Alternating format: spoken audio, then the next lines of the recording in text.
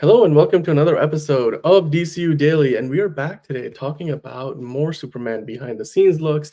It looks like Son of Superman, Christopher Reeves' son, Will Reeves, was on set today. So we're gonna dive into pictures from that, and maybe talk about like what character he might be playing in the movie because it definitely looked like he was dressed for the camera. James Gunn, of course, was there as well, directing the action.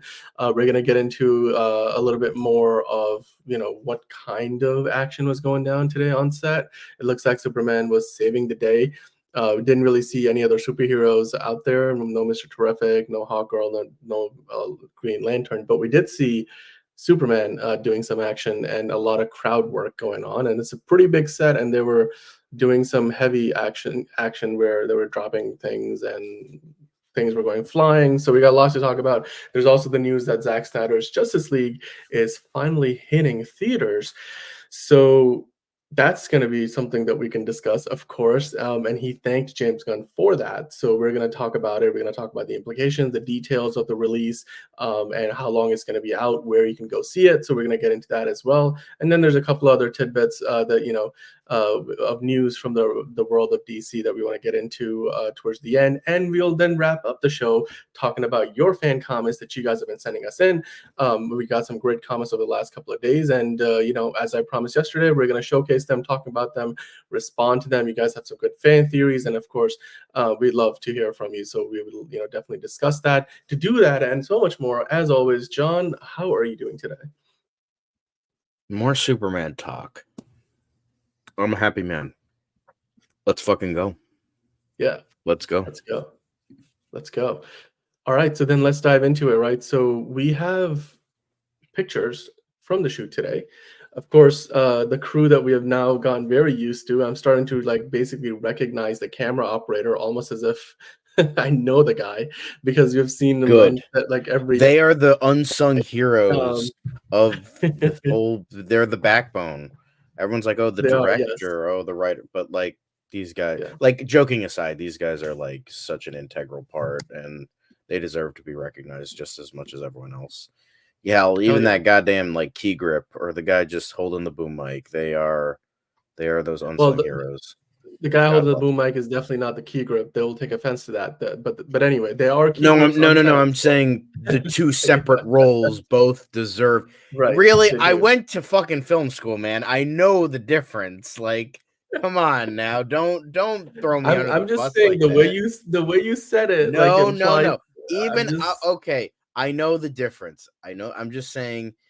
People like the key grip. People like the boomstick operator. People like, cinematographer. Even actually, I will say they get more love. But the people that don't have a fucking, Academy Award category, the gaffer or anything like that, the best boy, I'm just saying they all deserve love just as much as the director and just as much as the actors. I'm just saying. Dude, I agree with you.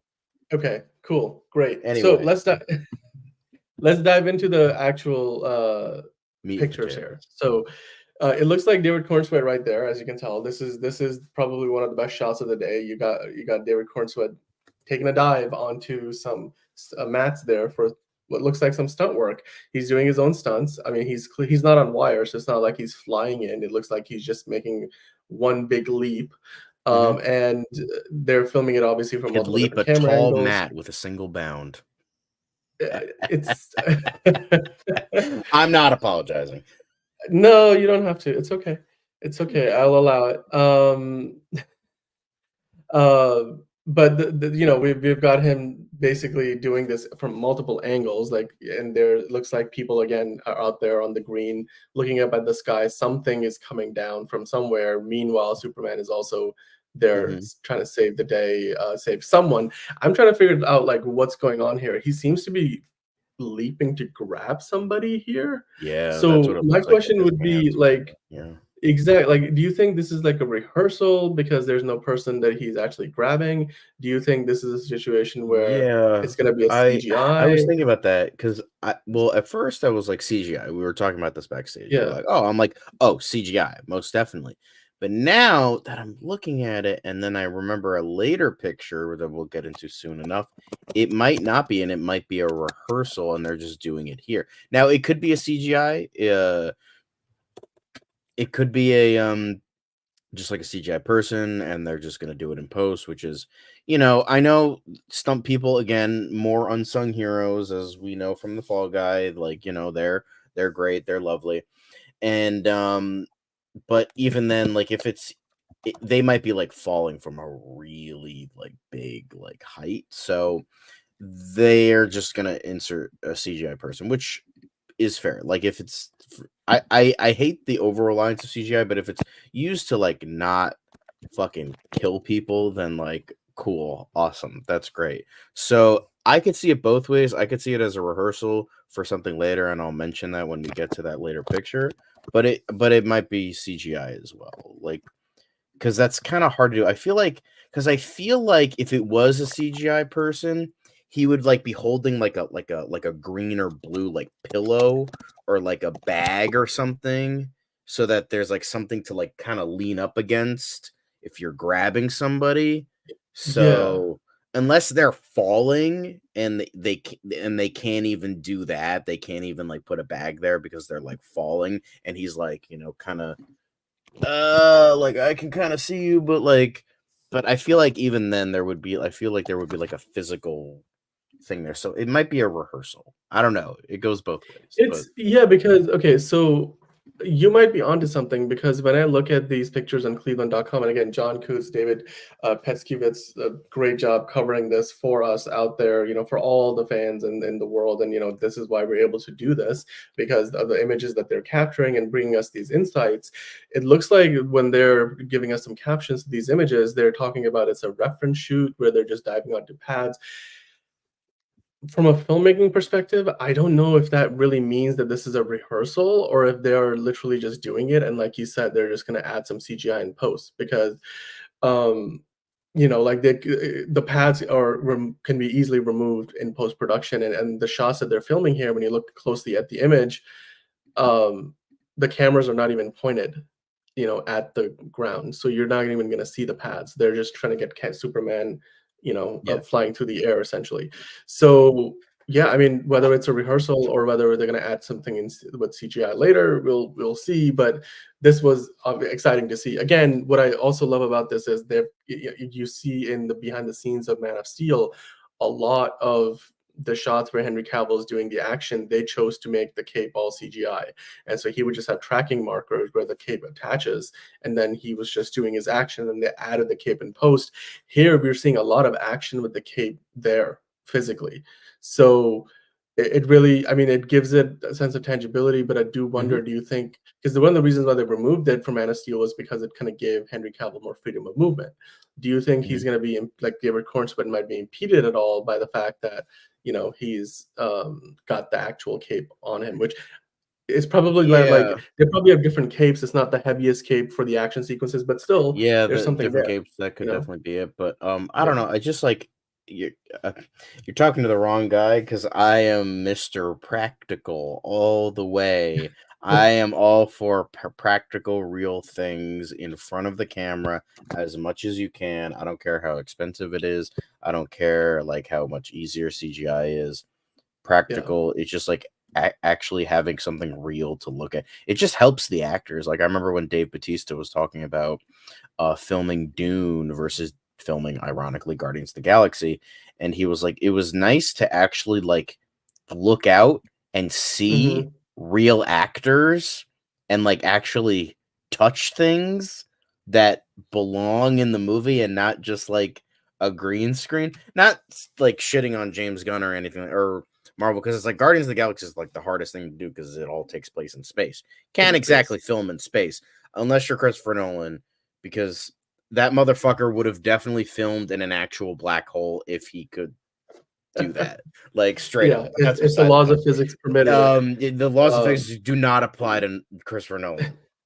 Um, so, but like, it's just like when you're actually having something real to react to, and not like, just a guy wearing a morph suit, or like, a tennis ball, or like something like this. Again, not to, as I was saying before, it's good because it's like keeping people safe on set, if it is, a CGI person, it's still like hard to do. So I'm happy that they're using the cape. Like I think would CGI be easier? Yes, but it just like having him really have the cape there, it feels that much more like triumphant and special to like have him like look at, even though this is like he has a weird face, and he's like, even the cape, the way it droops down, it's just like the real feeling of like an actual cape there. You can't mimic that in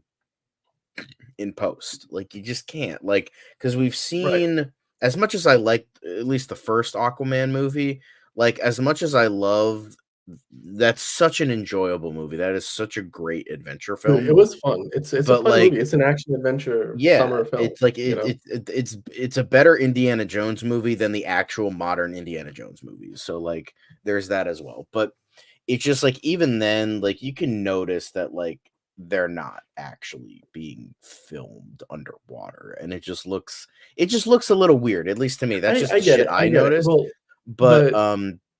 but yeah, it's just like I always prefer practicality, and I think David Corenswet and James Gunn are like so into this and are so like, like let's fucking go type of energy, like this whole thing has been for the past couple weeks, ever since these photos started coming out, that I feel like they almost don't. Sure, there might be some annoyance, but I feel like in David Corenswet's head and in James Gunn's head and anybody who has to deal with the cape, he's like, this will all matter in the end.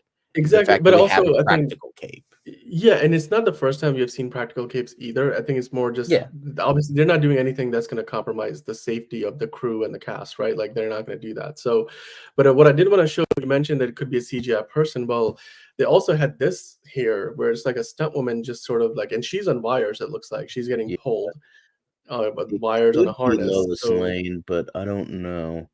I mean, I can't tell, but Lois Lane would well. But like, if you look at that image and then you maybe combine that with Superman, either they're shooting multiple plays they'll combine together, which is hard to kind of see how they were gonna put it. It's usually you'd rather just have one element be completely CG, because then the contact points you can adjust a little bit, like where the hands, like Superman's hands are gonna meet the body of whoever he is saving, kind of thing, or vice versa. Like, but I mean, it could be that this is just a stunt woman, like some extra on a set getting tossed back in the air because of the explosion that's happening. This water explosion, it looks like, which we haven't shown yet. So we can definitely get into that. I mean, you can see there's a couple of shots where they're shooting this person flying. We're going to get into this a little bit later. Son of Superman definitely showed up on set. But, what I wanted to kind of do is go through this whole thing. Like, look at this. There's something really big hanging off of this crane, and then you can see at the bottom there's a flatbed truck with a bunch of cylinders like of oxygen tanks or something. Oxygen tanks or something pressurized, or like gas tanks, essentially. Some kind of gas tank, right? Yeah. And then what they're doing there is they're gonna smash it, like that huge plate of Hulk metal smash, plate. baby. Exactly. That plate kind of just falls down, smashes whatever is in there. You can see they have like these machines that are blowing smoke. Like they're blowing smoke in towards it, and so that wherever the cameras are placed, it looks like the smoke is coming from the tanks. But obviously, they're not going to have actually pressurized tanks, because those things would go flying and do a lot of real damage. So these are props, right? But like, you're going to get the effect that when they blow up, you have all the smoke elements. And they're doing some of it practically. I bet you they're going to supplement it with CGI smoke elements as well. That's going to happen. We can see they're causing obviously a lot of damage here, and it looks like they set it up and to go off and maybe more than once.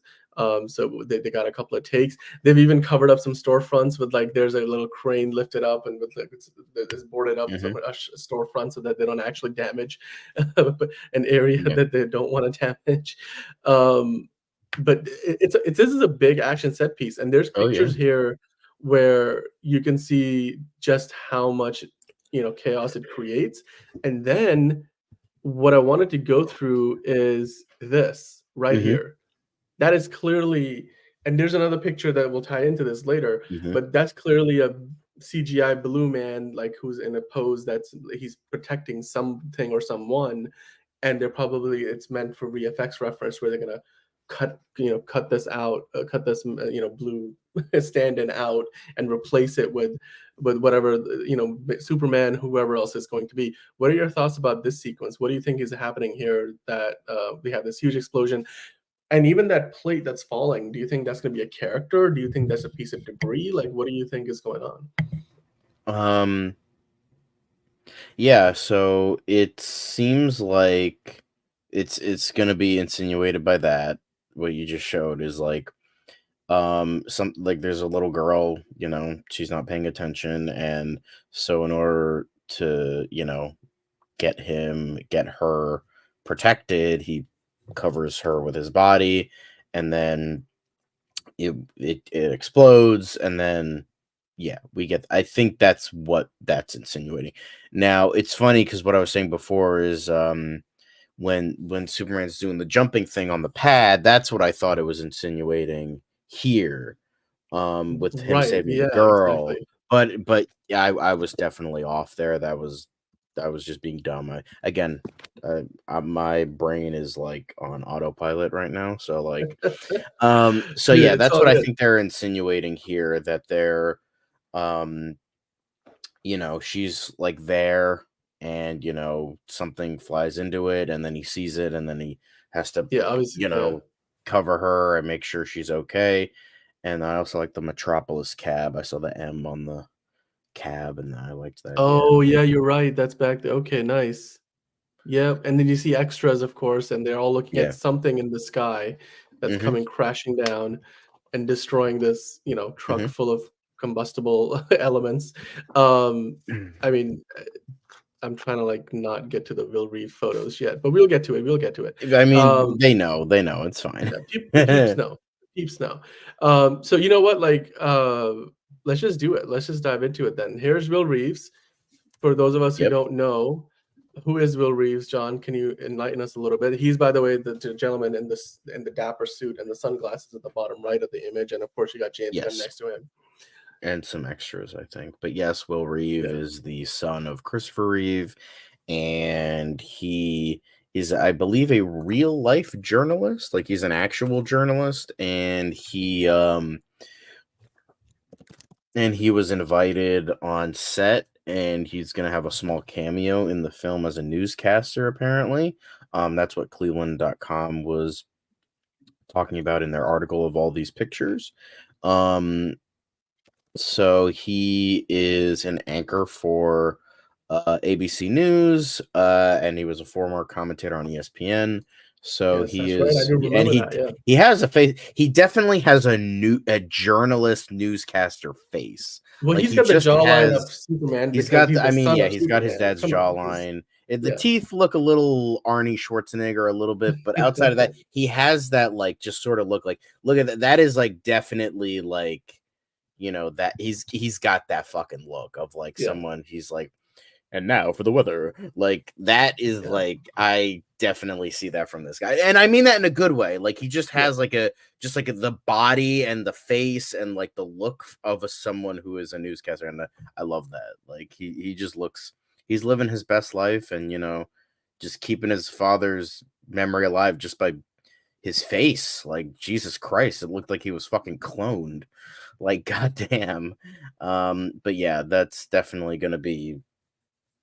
I could see like some of the older people in the audience tearing up just seeing him and just like commemorating that, and I don't know, just I feel like it'll be very, very nice. Yeah, I mean, what do you think about the idea that he's in a cameo in this? And it looks like he was on set today to shoot that cameo as a reporter, and then after that, of course, James Gunn and Will Reeve have a handshake. You can see they're taking the pictures of that. You son of a bitch! Oh, they got you pushing too many pencils, huh? But yeah. That's exactly what they said to each other. That's exactly how that went down. Exactly what it was. That's exactly how that went down. But it just looks awesome, and it's just like James Gunn is just, I feel like he's doing like all the things just right. Like, who knows if Superman's gonna be an amazing movie or not? obviously we don't know, but I just feel like he's just like he's a fan living his best life, and he's trying, and because of that, he knows what we want, so he's trying to do that to the best of his ability. So I don't know, it just feels like nice in a way. I don't know, who knows if it's gonna flop, who knows what it's gonna do. But like I just feel like he's taking all those right steps and precautions to like at least attempt to like put that passion back into Superman on the big screen once again. And I just that's just really awesome to me. I've got more of these. And, I mean, and then you see here the imperfections of the filming process, right? Like, of course, when we are seeing everything on camera, things look exactly the way it's intended, it's pieced together. But watching the movie magic happen behind the scenes is always fun to see that. You could see the imperfect moments. You could see where the cameras are. You could see where the audio guys are standing. You can see where the light and shadow is. It looks like they have a big flag here of some kind. But a flag in movie terms is like, something that will basically prevent light from getting through, so to create a shadow area. So it looks like there's more extras. Again, people just pointing their smartphones. How am I saying camera phones? It's 2024. Smartphones at the sky. Aging myself. So this, I think all this that we have seen so far over the last few days, even late last week, it feels like it's part of one big sequence that's going to take place some point in the movie, and it's all going to piece together. We're going to, we've been talking about it over the course of a week and a half, but when it plays out on screen, it's probably going to end up being maybe a 10-minute sequence, maybe 5-10 minutes of the movie where you see like, something crash, something fight, Superman comes to investigate, he saves a girl, then the Daily Planet staff comes out of something, like maybe he saves a plane or something with them in there. You can see the extras here again, incredibly diverse from all walks of life, very much like you would see in a city. And they're on the green here. We have seen them on the streets. Of course, Will Reeve on set. Just really cool to see that. I can't wait to see what other cameos we might have in store. Do you think there's any other cameos coming our way beyond just Will Reeve?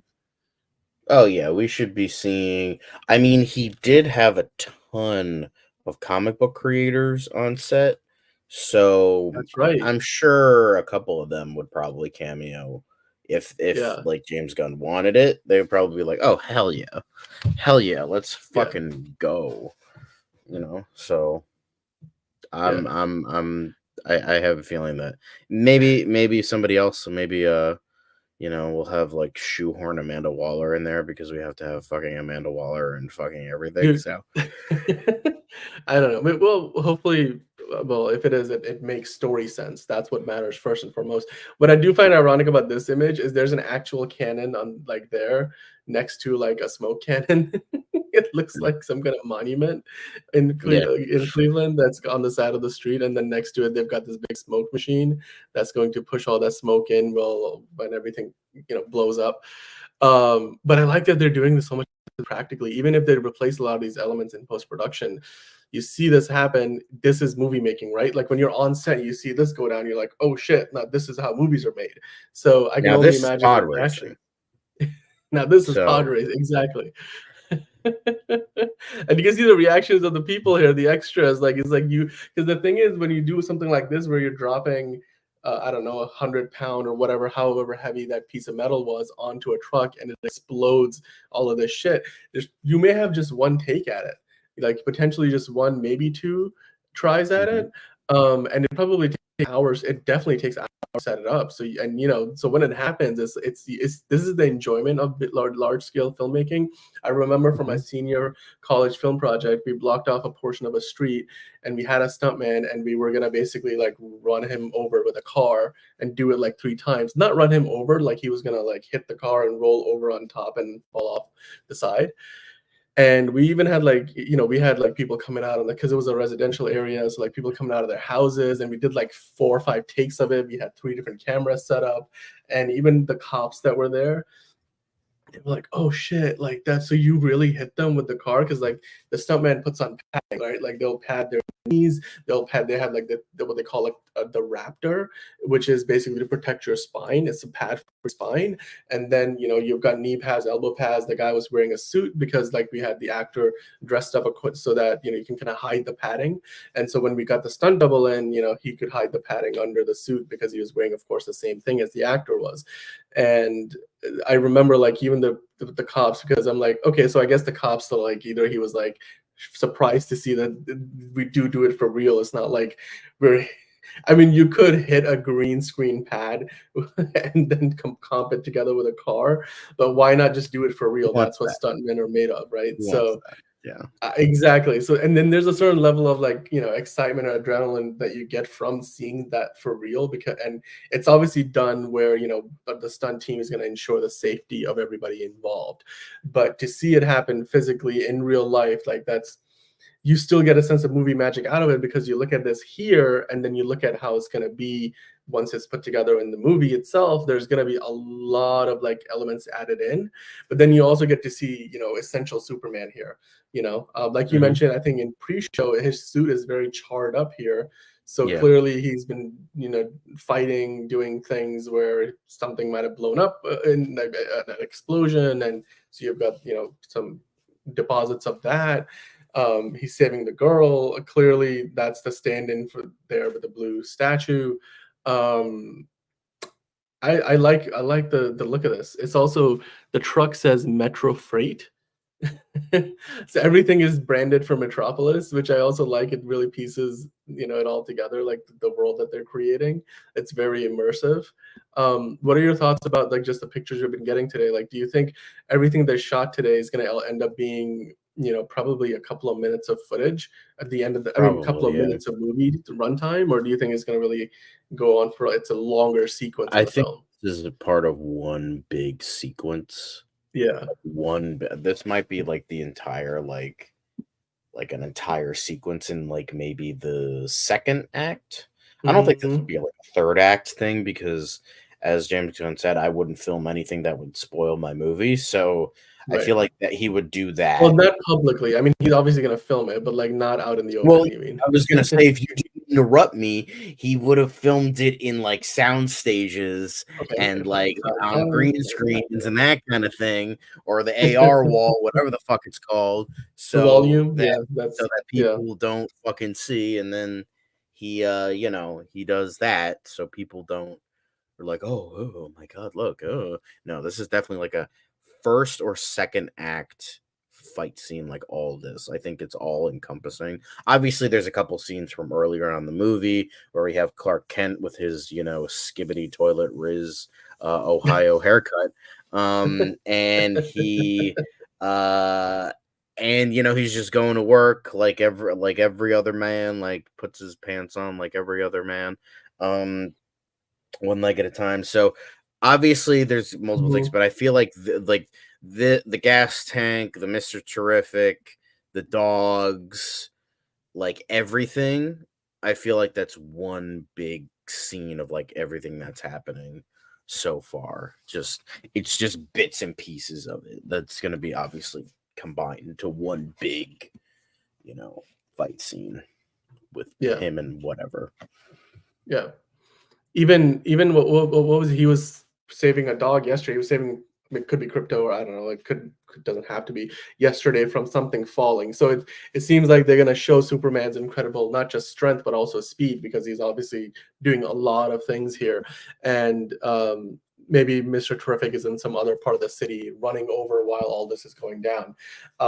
But I mean, what was your favorite part of the day's photos? Is it the part where Superman is diving onto a stunt pad? Is it the part where you're getting to see all the crowd shots here? The part where Superman is saving the girl from that explosion, where whatever is falling onto that truck full of pressurized gas cylinders? What is your favorite like part? Him saving the girl. It just seems very classic Superman that I can't help but love. Yeah. And I feel like her dress is like a reference to something. Like it's very like old school. Yeah. Like it definitely feels like an older kind of like 60s like kids dress. like that kind of feel to it. So I kind of like that as well. But I feel like it's also like referencing something. I don't know what it Yeah. would be, but I And you feel know like what you it's a can also reference. tell? Like when obviously they did this whole sequence, but before they do it, like they also they were giving some direction to like, hey, this is going to be your positioning, to all the actors. Of course, you got Will Reeve here again. What I really liked about the whole day is it is again giving us more insight into how movie making is done, because here, like what you got here with this blue statue, dummy, whatever you want to call it, it's a stand-in that the VFX artists are going to cut out. They're probably not just going to cut out the elements that you can clearly see. They're probably going to cut out a few other things, add in some more CGI, cylinders Mm-hmm. flying around, replace some of the smoke elements. Mm-hmm. But just for a moment, what do you think is actually crashing down onto the truck? Because Ooh. now we have seen Superman try to, like, it seems like Superman is looking up at something or saving something that's falling down over the course of the last week and a half. Do you think it's just multiple different things? Obviously, people are looking up at the sky for something, but because Mr. Terrific and Superman were looking up on like one of those first days of photos, then we have seen Superman like try to save something from falling onto a dog in the middle of the square. You have seen Superman like try to like dive to save something, and we've got Superman like saving the girl. You've got like something falling onto the truck. I know in like Man of Steel, for example, they had situations where like there's debris falling. Sometimes it's the villain trying to go after somebody. Like, what do you think it might be happening here? Is it like a fight that's going on, or is Superman just kind of saving people from, I'm just trying to get a better idea of what the sequence is. Yeah, I think him saving the girl might take place after the what is it? The him saving the plane, because in the plane scene, I believe his suit was still very vibrant, and then here it's not, and I still think it's part of the same sequence. So I think something happens, maybe a laser beam, hits him and like chars his suit a bit, maybe from Lex Luthor, maybe from something else. Um so I think that's something. Um but yeah, I think the whole sequence is just kind of, I think, in terms of falling from the sky, maybe it's like part of the plane, like maybe like a part of the plane broke off and like fell, and he didn't notice it until like much, and they're like, oh, he's like, oh shit, I gotta get all the, gotta get all the plane pieces. I have to get everything. Oh, sorry, I'm really tired. Dude, um, I can but tell. he's I can like, tell. he, But he's trying to get like all the like the pieces of the plane, or like maybe it's like a spaceship, and he's like trying to get all the pieces, or like maybe he's fighting Lex Luthor, and Lex Luthor like shoots something and like causes like a spire, because it's like in front of like a church, a spire to like fall off and hit the truck, and like, oh, you can, and then does like the classic Green Goblin thing, oh, you can, save this little girl, or you could stop me. What are you gonna do, Superman? And then, kind of do that. Um, but yeah, that could be that could be something. I mean, it could be a number of things. It could feed into him, saving what I assume to be is a plane. I assume to be is a plane. But it could also be like, we get the Lex Luthor in that mech suit, which is my hope, because I want to see more Lex Luthor in mech suit. And he's like fighting, and then like he's like doing things that would hurt the innocents, and he knows that's kind of like what he categorizes as a weakness of Superman. Like, oh, you have to save everybody, you have to save as many people as you can because you're weak, you're not really super, you're just a fucking bitch in spandex, and then you have to save these people. What a fucking load of bullshit, you fucking loser. And then he's okay, just okay, all roasting right, him, yeah, and then yeah. eventually he just punches him in the face, and then Superman teabags him and then pisses on his face, and that's how the movie ends, baby. No, I'm just kidding. But it's just like that's how That's the theory. that's definitely, it's not a good one. Um, but yeah, I think this all feeds into one big sequence. I don't know, like I think it would be kind of cool, like if maybe not Lex Luthor, but like just a regular bad guy, whoever, like maybe the real bad guys, maybe it's the fucking Ultraman, Bizarro, Ulysses, Captain Atom, Metamorpho, who's a Parasite fucking guy, and he's like, doing things that would, harm innocent people, and because he knows Superman would go and help them. I kind of like that vibe of like, he's dropping things on like gas tanks. He's like shooting planes out of the sky. He's like doing all this shit because Superman, he tries to save everybody. So, that's what that's the theme here, that they're showing, obviously, Superman doing a lot of good, which and there's a lot of examples of that over the course of this past week, and that's ultimately, again, just bringing back the essence of the character in a way that it's very tangible, and I love that. I really do. Now, this is, of course, not the only piece of news that we got this week, or today, I should say. We're getting lots of news from the world of DC. So remember yesterday how Superman was saving a dog? So James Gunn, of course, posted about that, like, working on set with a dog any day is a good day.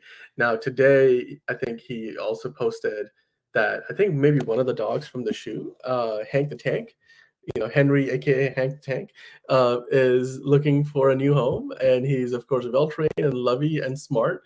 So I just wanted to point that out. I mean, hey, like, it's just if you guys are out there and you're looking to adopt a new doggo, and Henry is somebody that you'd like to learn more about, you can go to the Threads post from James Gunn. I'm sure he posted it on one of his other accounts if you're not on Threads. So I thought this was really cute. I just wanted to touch upon it real quick. What do you think about this, John, by the way? Fucking adorable. Oh, wait, no, what does it say? That would be really amazing. Just like, but then everyone's gonna say, oh, it's just a ripoff of the fucking shawarma scene from fucking Avengers. So, like, in terms of I want to see Hero Cafe, not gonna lie. If we see that on the big screen, I'm going to shit. Oh, you're looking for that? Are we gonna get this? Yeah, well, no, I guess it would be. I thought you were talking about. No, the Hank Tank. That's cute. I hope he finds a home. But I'm more so paying it. I used to watch How It Should Have Ended way back in the day. Kind of got sick of it after a while, but they still make really good content. They still make good videos. So that would be awesome. I would love to see Hero Cafe. But yes, Hank the Tank. He looks fucking adorable. So somebody adopt him. Please. It'd be amazing. Please. Thanks, Sean. Thanks for the pitch. It really helps James Gunn's cause. But I mean, hey, it's we are all big fans of dogs here. Just for animals. Now, this is the other thing James Gunn interacted with today on social media. It looks like Maria Gabriela de Faria, who's playing the engineer in the movie, her husband just became a U.S. citizen. And I just wanted, again, just a feel-good story. I mean, hey, wherever you're watching this from around the world, of course. I think Maria is from Venezuela originally. Maybe it's wrong of me to assume her husband is as well, but it looks like he's now finally got his U.S. citizenship. It's kind of cool to see again how James Gunn is always shouting out his cast members. It just again goes to show the camaraderie and then just kind of working together with your team. And when you're shooting a movie for over the course of several months, you can't help but just feel like you're all just one big family. What's real is family.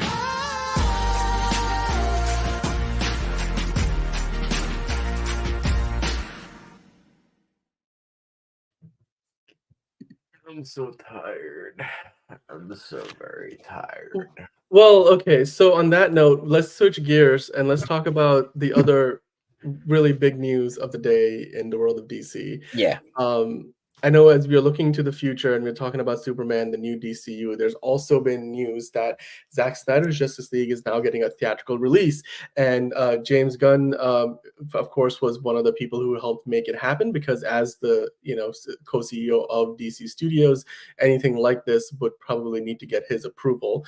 So even though the project, it is from a prior era, it now falls under his purview. So what are your thoughts on the news itself? And then can you give us a little more details, John, like what this release is going to look like? Yeah. So the most we got was Zack Snyder saying on his Vero, bro is still trying to make that happen. Zack, Vero's not going to happen. Stop trying to make it happen. Threads is barely hanging on by a thread. Like, we know there's going to have to be a new Twitter after Elon Musk fucking just throated that thing into the fucking ground. So, we're going to have to, but like, it's not going to be Vero. Calm down, my guy. But anyway, Zack Snyder said on his Vero that if you want to see this in theaters, stay tuned because we're going to get a date soon. So we are going to be getting Zack Snyder Justice League, as in the proper 2021 cut of the film, will be in theaters. If I were to imagine, I don't think it's going to be like a wide release because it's on HBO Max, and plus that doesn't make sense. So I have a feeling it'll be like a Fathom event. If I were to guess, he'll be so yeah, that I think it'll be like a either limited release or a Fathom event, because I can't imagine it being a wide release now with this big reboot of the cinematic universe happening. It doesn't make sense that that he would. So yeah, I think happy for all the people that that prefer this over stuff that's happening. Then they're gonna get something on the big screen, which is very cool. I'm gonna be skipping it, saving my money for Superman because that's what I actually care about. So yeah, I think it's exciting for all the Snyder fans, all three of them that are remaining.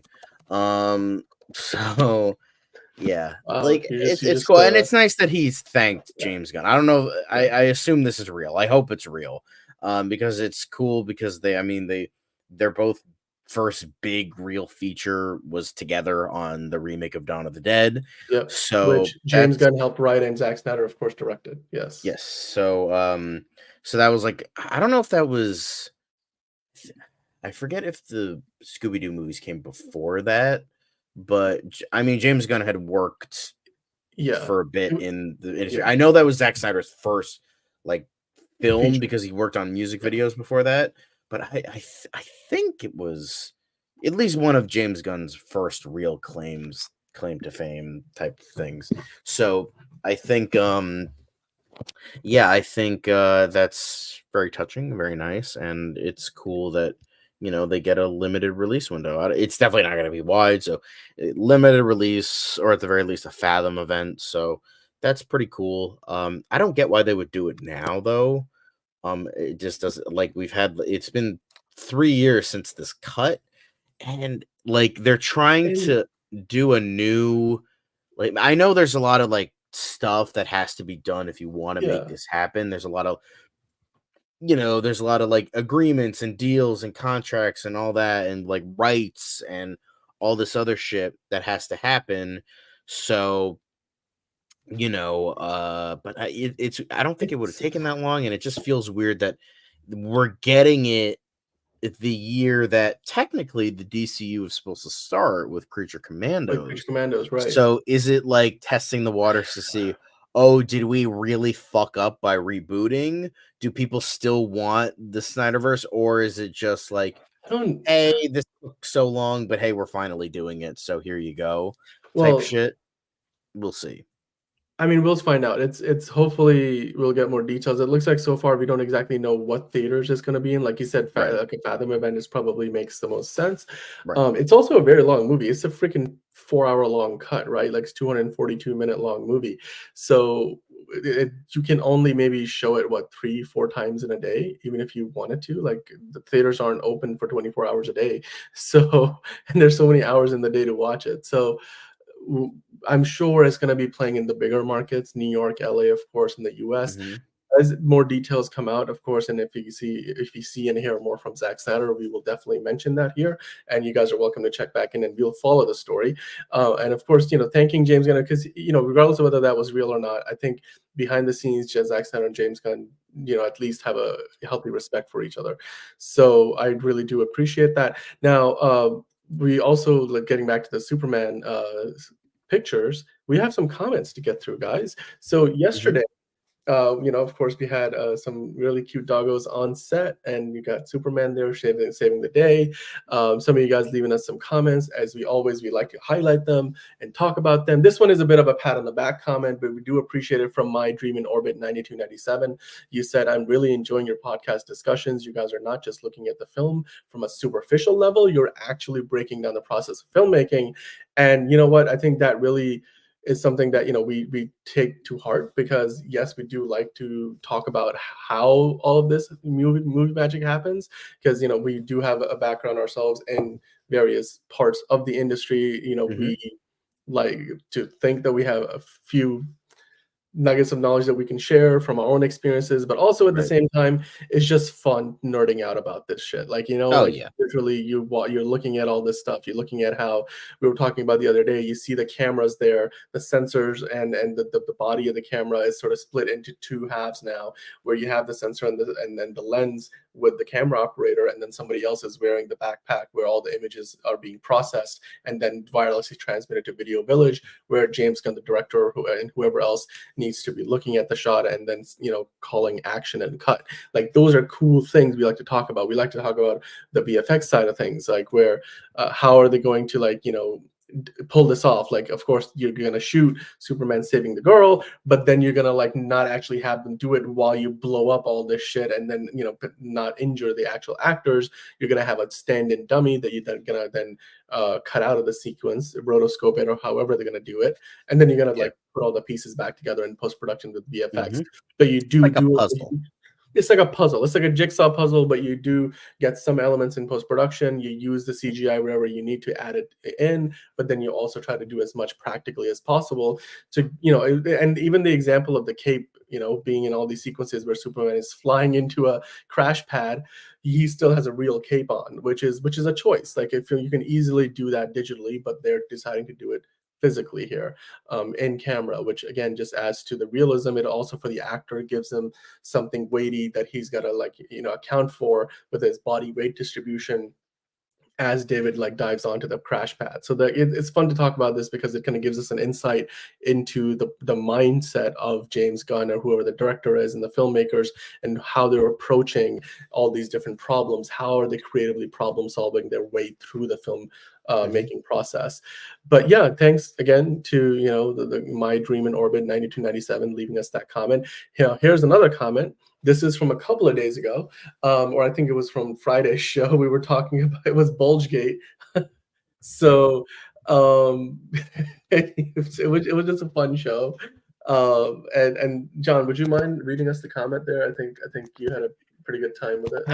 A dude's baby arm flexing emoji was so significant. I immediately remembered those beach pics from like a year ago when I saw this title pop up. Yeah.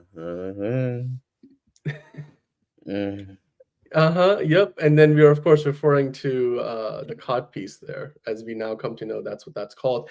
But yeah, in the picture in question, John, you did us the honor of finding it. That's the package right there, the baby arm, as it were. So yeah, just wanted to touch upon that. I thought it was we had a good time. I'm sure you want to touch it, Dan. I'm sure you want to touch it.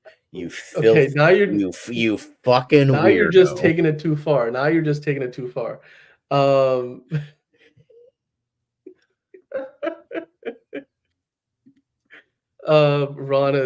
has opinions. Okay. Fucking weirdo. You know what? Let's not put this on screen anymore. We're gonna move past it. I love the chat. This is getting real gay, super gay. Hashtag super gay. Yeah, that's what it is. Boom. There you go. This is a common thread I wanted to highlight. So, I mean, I just kind of like screenshot it from YouTube Studio. So, Buster Barnes has mentioned that Superman does take place in the present day, and then they've gone for a futuristic retro look. And we've talked about it that this movie doesn't necessarily take place in the year 2024, 2025, 2021, or 1970s. It's sort of got that timeless effect, like that feel to it. It's where you got the Art Deco looks of the buildings in Cleveland. Retrofuturism is what exactly, it's called. Like, and James Gunn hinted at it. Like, Yeah, I really like that.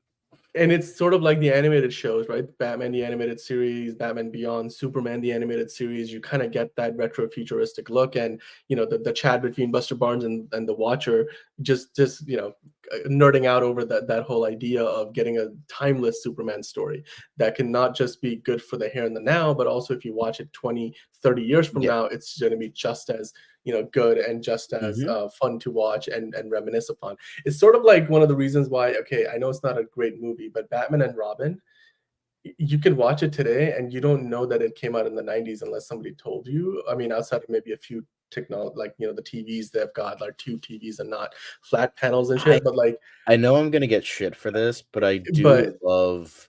Sorry to cut you off, but like I love Joel Schumacher's Gotham City, like unironic. Like, don't get me wrong, Tim Burton's Gotham City is great. Like that will never be topped. But Joel Schumacher's like very like the sort of like Greek statues.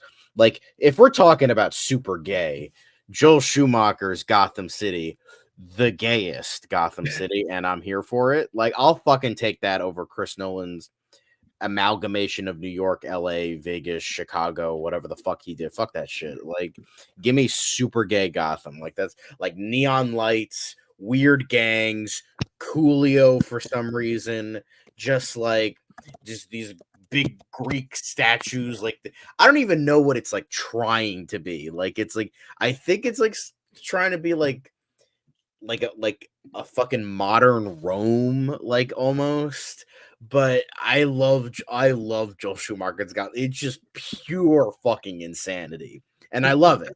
I unironically love it. Like, dude, that opening scene with Two-Face in Batman Forever, like in him like dropping the acid and like not dropping the acid, but like literal acid.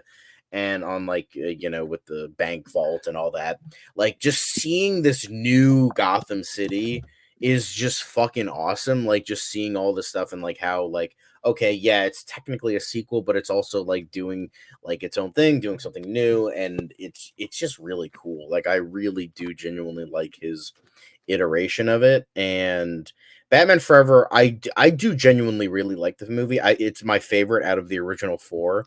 Like I just think it does so much right in comparison to what 89 Returns and Batman and Robin did. But even then, I think like I genuinely like Val Kilmer's Bruce Wayne and Batman. Like he was so good. Like I just release the Schumacher fucking cut, guys. Like I know he's no longer with us, and that is very unfortunate. But like, if they could cobble together an assembly cut of Alien 3 without David Fincher, they can do it with Joel Schumacher. We have the notes, we have the footage. Please, for the love of God, just give us that Schumacher cut. That's all I want to see. I mean, will it be a massive improvement? I don't know. I don't fucking care. I just want like a 3-hour Batman Forever. Is that too much to fucking ask? Okay. Will it be better? I don't know, but it'll be fucking awesome. It'll be awesome just as much as that. And then we'll get those darker modes. I just want to see that. Like, I know this is a tangent. This is a rant. I get it. I don't care. I need it injected into my veins now. Like Kevin Smith fucking cock teased us with this shit. I don't know what podcast he was on, but he's like, I've seen it. It's coming. And it's like, Kevin Smith, I will hang you by your fucking ball sack if you are fucking cock teasing us with that goddamn Schumacher cut. I'm gonna beat the shit out of you. I will make you fat again. I don't give a fuck. I will fucking beat your fucking ass if you tease us with that goddamn Schumacher. I need it. I want to see it. Like Donner got his Superman 2, Zack Snyder got his Justice League and his BVS and every other fucking movie because he can't make a movie good the first time because he needs a fucking director's cut. Can we please Just give us that Joel Schumacher Batman Forever. This is I so can't. 90s. I can't. Like I just can't fathom it. It took like 26 years for Richard Donner to get his Superman 2. This came out in 95. So that's about almost 30 years. Almost 30 Jesus years, yeah. fucking Christ. Okay. Wow, that's a fucking okay, that's making me old. Anyway, but like hey, look at this. Like this is so like Jim Carrey's Riddler. I will say after The Batman, I've kind of weirdly appreciated Jim Carrey's Riddler kind of even more. Even though, Paul Dano's Zodiac Killer in a green mask fucking shit was technically like better because he was like actually done seriously. Like at least you know what? I'll take a bad Frank Gorshin impression. You know what? Fuck it. I'll do. Like, look at this. Look at that neon band. Look at this movie. I hate because now there's like a whole thing where it's like, okay, at least Batman and Robin, that's like so bad it's good. Batman Forever is just bad. Let me fucking tell you something. If you fucking say that shit to me, you're not living till the next day. Okay? Just don't fucking say that to me. Do not say that to me at all. I will end you. I will end you. So clear ending to this rant. Give me Joel Schumacher's Batman Forever, or whatever the fuck you want to call it, Batman 3, whatever. I don't care. Just please, for the love of God, give that to me. And I don't give a fuck how many people say, oh, it sucks. Batman Forever, it's shittier than Batman and Robin. I will pimp slap you. So get that shit out of my face and give me goddamn Joel Schumacher's Batman Forever. I know what? I might go fucking rewatch Batman Forever out of spite. All right. You know what? Val Kilmer was the best Batman. Fuck you. Okay. Mic drop. Let's go. Settle that in the comments. All right, he's the most comic accurate Batman. Fuck you. Okay, let's go. Come at me, dude. I'm just interested in seeing how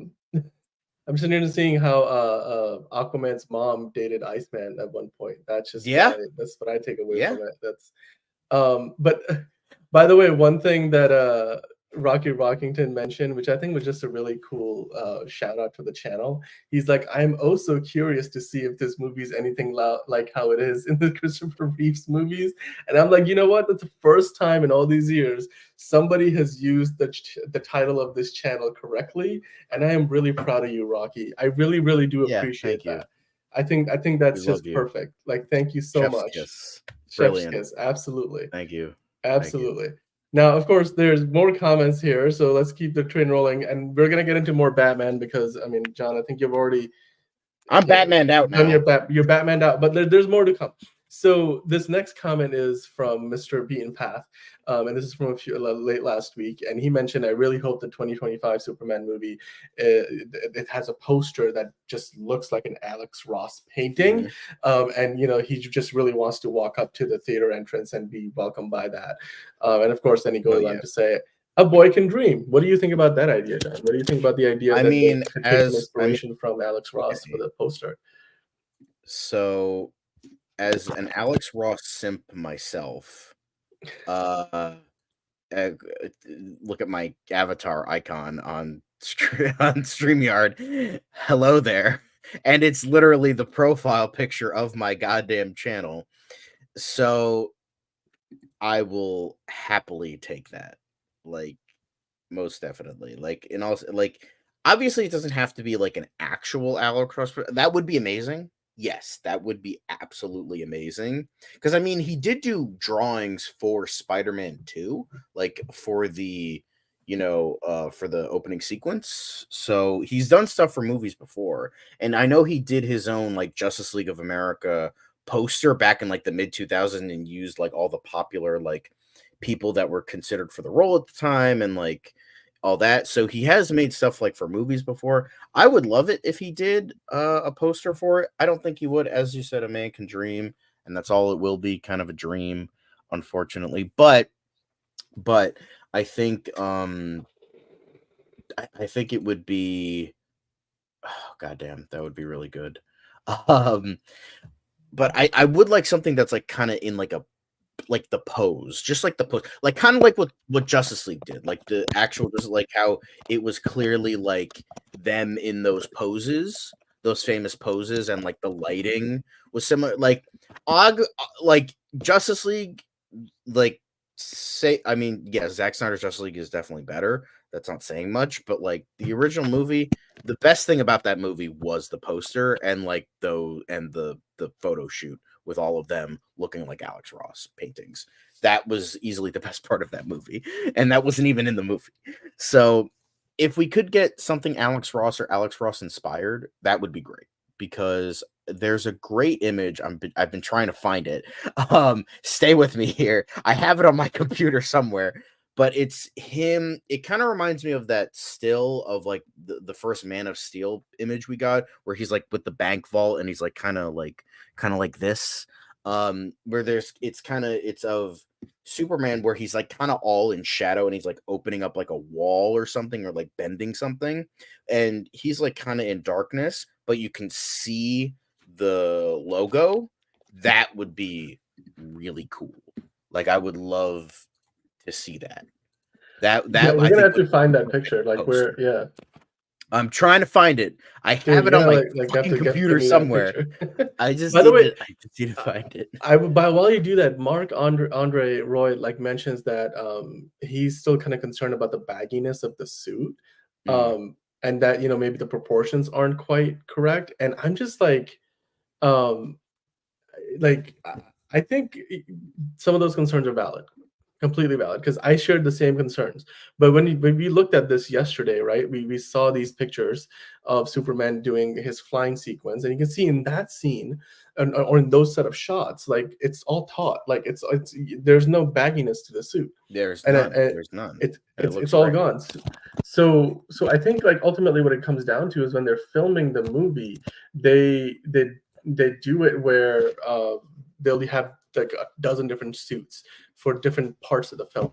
Like when he's walking on the street and he doesn't really need it to be super taut, like you will see that. I mean, and there you can see an example of a Photoshop version of the suit, not a real suit on the left. That's just somebody Photoshopped the trunks out. And I mean, I think with this particular design, the trunks kind of do break it up in a way that's useful and certainly like helps the design. Most definitely. But also, as far as the bagginess concern goes, clearly when he's doing a takeoff sequence and he's going to fly off into the air to do whatever he's going to do, whether he's saving somebody or going to catch someone, other than the bulge still sticking out and the codpiece he's wearing, I still think the bagginess is not as much of a concern. Like, and they've got a version of the suit where it's all taut, and where it's like it's smoothed out, and then whatever else is left, but those imperfections they're going to take care of in post-production with CGI. So but hey, Rocky, by the way, thanks so much for making our day just as much as we seem to have made yours. So the collar also, Ron is concerned about the collar, and I know, John, you are not the biggest fan of the collar. Not the biggest fan of it. It's just a little bit too militaristic for me, but it looks better than the one on the New 52 suit, I will say. Exactly. It's sort of, it's not like the collar that Batman's got in The Batman, where it's like this, it's like, if you get cold at night, you need the collar. This is a little, I think it looks clean, like the edges and the contours of the collar are clean, and even I'm starting to like how it tucks the suit, the cape tucks into the suit too. I really am enjoying that as well. But before we finish up the show, of course, we've got one more comment. This is the comment where JB1138 mentioned, because we were talking about the Batman suit the other day in regards to the Robert Pattinson potentially showing up in the Penguin series later this year, and John, you talked about like how in the Batman Brave and the Bold you want to see a Batman suit that's very Alex Ross-esque, the version of the suit that you can see here in the image on the right. And JB was agreeing with you, saying that you made a pretty good point about the DC Batman suit to be spandex, especially since the Pattinson suit is really armored, and so you would want to have a very different look, like a fabric suit, so that you can really get a contrast. What do you think about that idea? Like, do you think that's what we're gonna get, or are we just still sort of more leaning towards an armored look in the DCU? I think we might be getting something kind of akin to this, where it's like kind of in between. We won't be getting thin spandex, which is what I would want, because it's like, because That might be seen a little bit as a little bit too cheap, but like that's what I prefer. Like I prefer that's what I prefer because I don't know, it's just like I think we're okay with the campy side, you know? Like just like regular guys just wearing, and the thing is you could like explain it like, oh, as you know, he was saying, like, oh, it's stretchable Kevlar. So you know, just you can invent fucking, it's a comic book world. It doesn't have to make sense. Newspapers are still a thing here. Like that's the most unrealistic thing I've ever heard. So, you know, it's you can make it work. You can make it like just invent anything. Like it's fantasy. It's fun. You could do whatever the fuck you want. So yeah, I would love that look, but the thing is I can see them doing something a little bit more armored. Not like the Batman suit, which I still it's I mean it's a fine suit, but it's like it just looks so, it looks more like a knight's armor, which maybe I think Matt Reeves was trying to go for. Like it looks like a medieval knight. But like I just don't like that for Batman. Even if it's a year 2 Batman, I just want to see, you know, just like kind of like a thin sort of, you know, look to it, like something maybe with like a couple layers to show that like okay, there's he's a in the live chat, Mark so Ron actually mentioned that there's this action figure from Mezco. It's like a Sovereign Knight Batman, I think it's called. Yeah. And I kind of like I just pulled this it's, up. Like, what do you think about this design? I don't like the lines. Again, I'm very against lines on a suit, but like it's a little bit too padded, but like definitely this vibe. Like I like this vibe. I like the cowl. The cowl looks really good, and I like the insignia. However, I would say I would love for this to happen, and since, you know, it seems like James Gunn is a sucker for Rebirth comics, I would love the new Batman logo where it's in between the circular oval one where it's like the little Batman logo in the yellow, and this where it's the Rebirth logo, but then there's like a golden like outline to it, so you could see like it shines, like you can, because that's like I feel like it kind of adds a little bit of the, you know, yellow kind of campiness to it that like adds to it, but like it can be intimidating because you see that outline and you see a bat from the shadows. By the way, there's definitely a bat bulge on that suit. Yeah. But again, like I'm just saying Fiona has something to look out for. I'm just saying, like she needs to keep on the lookout for this. Goddamn. Anyway, but yeah, that's essentially what I was saying. That is essentially, like, JB, you hit it right on the money what I was trying to say. Because that's, you know, that is definitely what I want to see. I want to see like just like, oh, it's just spandex, but he's like, oh, it's Kevlar, but it's like this new fancy Kevlar that I, you know, invented, blah blah blah, or Lucius Fox invented, and blah blah blah blah blah. You're like, yeah, boom, perfect. Want to see it? Let's go. I won't go on another rant again. No, hey, we'll save that for another day. But this is what you were talking about for the poster, right? That like that would be a perfect poster in my world. Like, obviously, that's like, not the S we're seeing in the movie, but like you can kind of maybe transpose the suit that we are getting with David Corenswet and that kind of a pose. I did make a poster out of this for my own like fan casting at DCU. I couldn't find it though. It's somewhere on my computer, but I couldn't tell you. But I would love to, like, because it's like I would even like more even in shadow, where it's like you like everything is in shadow except for that S, like really showing, like you could see an outline of a person, you could see the outline of Superman, but like I would just love to see that S, because like that's the money shot, that's the money maker right there. That's what people want to see, and it's a new logo. It's a logo that not a lot of people outside of diehard comic book fans really know about. So like to really introduce that logo, like this is what we've gotten before. However, it's also fresh and new. So like, you know, that would be a good way of really showcasing that. Like that's like, if for all the people like, oh, it's too baggy, show them this, because that doesn't look baggy to me. No, it doesn't. Not at all. It does not. Not at all. And I mean, hey, you can see clearly that when he's doing when he's in action mode as Superman, like, it works well. Like, he's clearly, the suit fits, it's contoured well. They're gonna make sure in this movie, James Gunn will make sure, and his team will make sure that Superman always looks great. And guys, your comments are looking great. The chat has been bumping today. It's been just another great, fantastic show. We had a couple of really good laughs. And we just love interacting with your fan comments. So I mean, absolutely, keep dropping those by in the live chat and the comments down below. Hit the like button if you haven't already. Subscribe if you haven't already. We are here Monday through Friday, each and every day, talking about Superman, Batman, all the world of DC. The Snyder Cut is getting a theatrical release. That was a big piece of news we talked about today. There's so much more that we're going to get into in the days and weeks to come. I mean, hopefully even more and more, movie news as it comes. So yeah, guys, keep checking back here. There's another day of filming to happen in Cleveland, because they're going to continue to shoot in the public square. We got that from John Keys at Cleveland.com. Tomorrow's, because of course it's also 4th of July, so even if it isn't the last day, they're going to take that day off on Thursday. Right. So Monday, Tuesday, Wednesday, they were going to be shooting this big sequence. So we got some pictures of explosions and such today. Superman diving onto crash pad. We had some stunt people doing something similar. Will Reeve, of course, son of Superman, he was on set. And James Gunn and him dapped it up. That was great to see.